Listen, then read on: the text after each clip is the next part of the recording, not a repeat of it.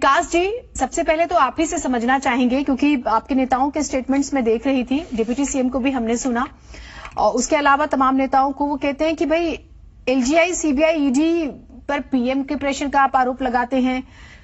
File 2 बार CBI के पास जा चुकी है, क्लीन चिट मिल गई पूर्व एलजी से, बस खरीदी नहीं तो घोटाला कैसे? अब आप ये बताइए जरा, क्या है ये पूरा विवाद, जरा समझाइए। बस खरीदी गई, नहीं खरीदी गई? मेरी अपनी इंफॉर्मेशन तो है, वो मैं रखूंगी आपके सामने। पहले मैं आप ही की जुबानी सुनना चाहती हूँ, क्या हुआ है?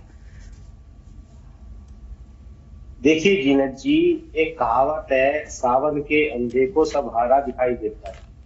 जो एलजी विनय सक्सेना जी दिल्ली में बैठे हैं, इन्होंने अपने खादी ग्रामोद्योग के चेयरमैन रहते हुए बड़े बड़े भ्रष्टाचार किए और आज तक उनकी इतनी हिम्मत नहीं हो रही कि एक बार भी कहे कि मेरी जांच कराओ। लेकिन वो रोज सुबह उठते हैं और एक जांच के आदेश दे देते हैं। वो ये भी नहीं देखते कि जिस जांच के आदेश वो दे रहे हैं, इसकी पहले ही 2 बार जांच के आदेश हो चुके। 1.5 साल पहले सीबीआई इसमें पीई दाखिल कर चुकी, पहली इंक्वायरी वो कर रही है। 1.5 साल से सीबीआई को कुछ मिला नहीं, कोई एफआईआर सीबीआई ने दर्ज की नहीं, एक भी बस इसमें खरीदी नहीं गई, एक भी कोई ना बस आई, ना किसी को पेमेंट की गई। तो ये समझ से बाहर है कि एलजी साहब कुछ पढ़ते भी हैं या सिर्फ अपने आकाओं को खुश करने के लिए ऐसा करते हैं। देखिए जीनत जी, यहाँ समझना बहुत जरूरी होगा ऐसा क्यों हो रहा है। अभी 2-3 दिन पहले एक बड़े मीडिया हाउस ने एक सर्वे दिखाया कि 2024 में मोदी जी को टक्कर कौन दे सकता है। उसमें 63% लोगों ने कहा कि केजरीवाल जी टक्कर दे सकते हैं। उसी दिन इनके आकाओं ने सबको, सीबीआई को, ईडी को, एलजी को, सबको बोल दिया कुछ करो, कुछ तो निकाल के लाओ। और एलजी साहब ने बिना सोचे समझे सुबह उठ के वो जांच के आदेश निकाल दिए, खाली आम आदमी पार्टी को बदनाम करना है। जबकि 2 बार पहले जांच के आदेश दे चुके, ऑलरेडी 1.5 साल से इंक्वायरी चल रही है, सीबीआई को कुछ मिला नहीं। इससे पहले जितनी, चाहे वो स्कूल की हो, चाहे वो 7 साल से सभी घोटालों की जांच करें, 7 साल में तो कोई 1 रुपए का कहीं घोटाला मिला नहीं, 7 जन्म में भी नहीं मिलेगा। ये कट्टर अरविंद केजरीवाल की कट्टर ईमानदार सरकार है, कट्टर देशभक्त सरकार है। ये जीनत जी सिर्फ हो रहा है गुजरात में, जो अरविंद केजरीवाल जी की लोकप्रियता बढ़ रही है, जो गुजरात में आज आम आदमी पार्टी 2 नंबर पे आ गई है और बीजेपी में और आम आदमी पार्टी में थोड़ा सा ही डिफरेंट बाकी है, और वो भी 2.5 महीने चुनाव के बाकी है। बीजेपी को गुजरात अपने हाथ से निकलने का, जो गुजरात मॉडल के नाम पर पूरे देश को उन्होंने बेवकूफ बनाया, जो गुजरात इनके हाथ से निकल रहा है वो बौखलाहट। ठीक है सर, आपने शुरू की बातें कर दी। ठीक है सर, आपने शुरू में अपना पॉइंट रख दिया। गुजरात में आप लोग अभी ईडी का जिक्र करे थे, उधर से क्लैरिफिकेशन आता है कोई रेड नहीं हुई है अभी। ठीक है, अभी आप मुझे बताइए कि आपके नेताओं के स्टेटमेंट है, आपके पाठक साहब कहते हैं, दुर्गेश पाठक, की एलजी ने क्लीन चिट दे दी है, उस पर फिर से जांच। क्लीन चिट क्या एलिगेशन है जो क्लीन चिट मिली? एक बार थोड़ा सा बताइए ना, ये खरीद का क्या मामला है? मैं आप ही की जुबानी सुनना चाह रही हूँ। लो फ्लोर बसों को लेकर 1000 लो फ्लोर बसों की बात है, क्या है ये, क्या डील हुई थी, क्या है, बताइए ना आप डिटेल में। हाँ, मैं बता देता हूँ। लो फ्लोर बसों का जब टेंडर किया गया, उस वक्त बीजेपी के नेताओं ने आरोप लगाया, जबकि जो एसजी थे इंडिपेंडेंट जी, उन्होंने 3 सदस्यीय कमेटी भी बिठाई, सीबीआई की जांच को रेफर भी किया। तो उस प्रोसेस को तभी रोक दिया गया कि पहले आप जांच कर लीजिए, आप बता दीजिए इसमें घोटाला है या नहीं है। जब आप क्लियर कर देंगे, हम आगे कभी बढ़ेंगे। ना कोई किसी को टेंडर दिया गया, ना कोई पेमेंट हुई, ना कोई बस खरीदी गई। और अभी बीजेपी की जो भी स्पोक्स पर्सन यहाँ पर जुड़े हैं, उनसे पूछना जरूर कि कितने रुपए का इसमें घोटाला हुआ है। जब कोई लेन देन नहीं हुआ, कोई बस नहीं खरीदी गई, 1.5 साल से सीबीआई ऑलरेडी इसकी जांच कर रही है, प्राइमरी इंक्वायरी कर रही है, कोई सीबीआई को कुछ मिला नहीं, तो बिना बात के सिर्फ आम आदमी पार्टी को बदनाम करने के लिए।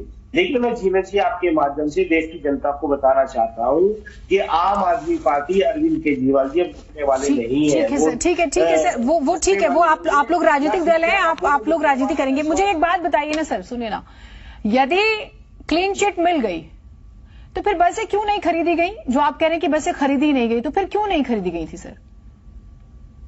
मैं जीनत जी आपको वही तो बता रहा हूँ। एलजी साहब ने 3 सदस्यीय कमेटी बनाई, उसमें कुछ मिला नहीं। सीबीआई अपनी प्राइमरी इंक्वायरी कर रही है, हम कर लो पहले। जब हम पहले तो बीजेपी कहती है बस नहीं खरीदते, बस खरीदते हैं तो अपने एलजी का माध्यम से सीबीआई में पहुंच जाते हैं। तो पहले जांच कर लेना, ये बता दे। नहीं आप पूछ रहे हैं, नहीं जांच, नहीं सर, विकास जी सुनिए ना, आप मेरा मूल सवाल क्या सच में नहीं समझ पा रहे हैं? आप बताना नहीं चाहे। मैं ये कह रही हूँ कि आपके नेता का स्टेटमेंट है कि क्लीन चिट सीबीआई ने दे दी थी।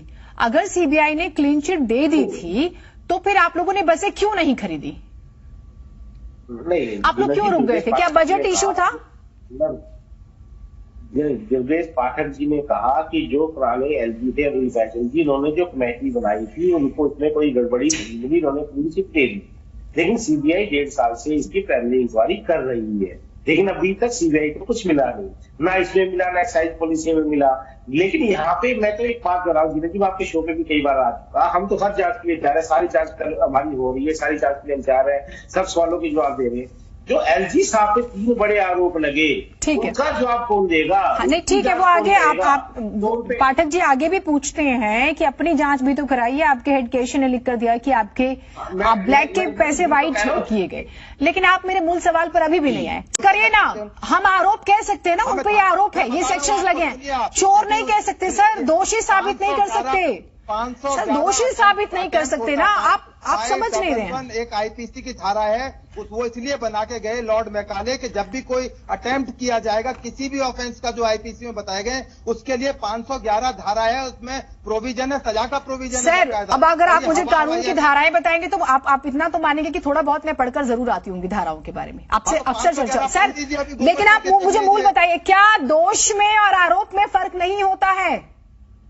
बिल्कुल होता है, और बस तो इन्वेस्टिगेशन के हाँ एग्जैक्टली तो हमें इस चीज का ध्यान अरे सर आप एलजी पर एलिगेशन लगा रहे हैं, कोई राइटिंग में देंगे या हवाई टीवी पे बोलकर चले जाएंगे? यही तो अभी तक कोई राइटिंग में दिया सर, उनसे पूछो अभी कोई राइटिंग में कोई दिया है? सर ठीक है, मैं के खिलाफ दिया, कोई राइटिंग में थी, रॉबर्ट बढेरा के खिलाफ कुछ दिया, कांग्रेस के प्रति एलिगेशन लगाए, क्या कोई राइटिंग में दिया? केवल टीवी पर बोलकर या तो वो भी आरोप है। हम एलजी को दोषी तो नहीं कह सकते ना, मैं उन्हें भी अधिकार नहीं दूंगी कि वो एलजी को दोषी कहे। भी नहीं चाहिए। हाँ एग्जैक्टली यही बात है सर कि हम किसी को कह नहीं सकते दोषी ना, वो उनका अधिकार है, कहना भी नहीं चाहिए। एग्जैक्टली मैं आपसे यही कह रही हूँ, जो आप पता नहीं क्यों नहीं आप समझना चाह रहे। मैं बार बार आपसे कह रही हूँ कि मैं आपसे ज्यादा की उम्मीद रखती हूँ। आप सेक्शंस बताइए हमें, कहां पे आपको लगता है कि नहीं यहाँ पे टेंडर देने से लेके कंट्रैक्ट की बात हो रही है कि भाई उन कंपनीज को दे दिया गया जो बोली में थी भी नहीं। 5,000 करोड़ का डीटीसी घोटाला है, तो मैं आपसे समझना चाह रही हूँ कि क्या है कथित घोटाला, लीगल टर्म्स बताइए ना। पुलिस का थानेदार तो करेगा नहीं, उसकी इन्वेस्टिगेशन नेचुरली सीबीआई करेगी या बड़ी एजेंसी करेगी। दिल्ली पुलिस में कोई सब इंस्पेक्टर या किसी थाने में तो होगा नहीं। यदि उनके पास कोई इस तरह के एलिगेशन आए थे और पहले सीबीआई इंक्वायरी उसमें कर रही है, यदि कोई फ्रेश एलिगेशन आ गए तो कानून के अंदर प्रोविजन है कि वो जाकर उस एलिगेशन के साथ सबमिट होके दोबारा और उसमें डीपली जाया जाए। उसमें डर की क्या बात है? यदि कोई घोटाला हुआ नहीं, उसमें परेशानी किस बात की है कि उनको कोई अरेस्ट कर लेगा झूठा? अभी आपके चैनल पर चल रहा था कि आम आदमी के पार्टी के 2 एमएलएस को कन्विक्ट किया जाएगा। अब वो अदालत पर भी एलिगेशन लगाएंगे, अदालत भी मिल गई है। सर अभी पॉलिटिकल वो ठीक है, वो उस पर जीरा होगी, किसको क्या सजा मिलेगी वो तब तय होगा।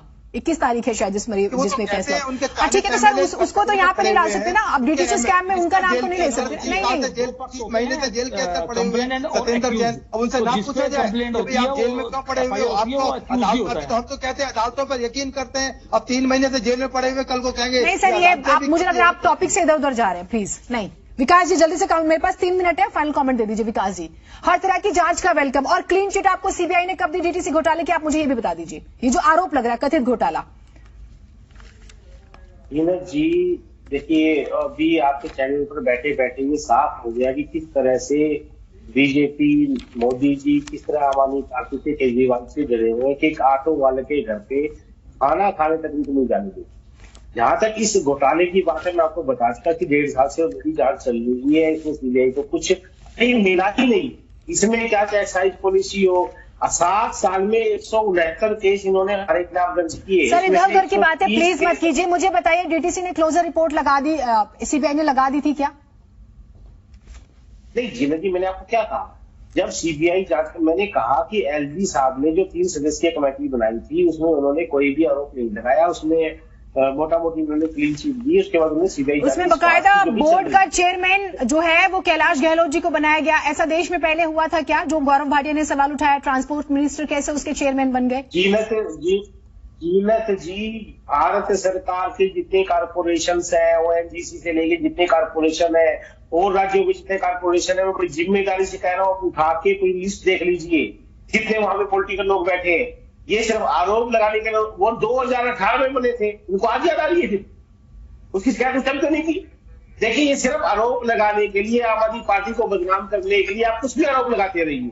सच्चाई सिर्फ एक ही है कि अरविंद केजरीवाल जी से मोदी जी डरे हुए हैं, उनको बदनाम करने के लिए, उनका नाम खराब करने के लिए। ठीक है सारिका जी, जल्दी से सर, बहुत समय नहीं है सर, प्लीज सारिका जी। देखिए जीनत जी, इनको काम नहीं करना है, इनको रायता बिखेरना है, लोगों के सामने मासूम बन के दिखाना है। मैं तो अपने गृह मंत्री अमित शाह जी से रिक्वेस्ट करूंगी, जैसे ही अरविंद केजरीवाल जी दिल्ली में आए तो उनकी जो सिक्योरिटी है वो हटा दी जाए और उनका जो सरकारी बंगला है वो ले लिया जाए, क्योंकि उनको पसंद नहीं है केजरीवाल जी को। उनको ऑटो में बैठना पसंद है, उनको आम पब्लिक में रहना पसंद है और उनको आम पब्लिक के साथ खाना खाना पसंद है। कोई नियम थोड़ी है कि मुख्यमंत्री ऑटो में नहीं बैठ सकता, रिक्शे पर नहीं बैठ सकता, पैदल नहीं चल सकता, कोई नियम है क्या? आप लोग क्यों ऐसी बातें करते हैं?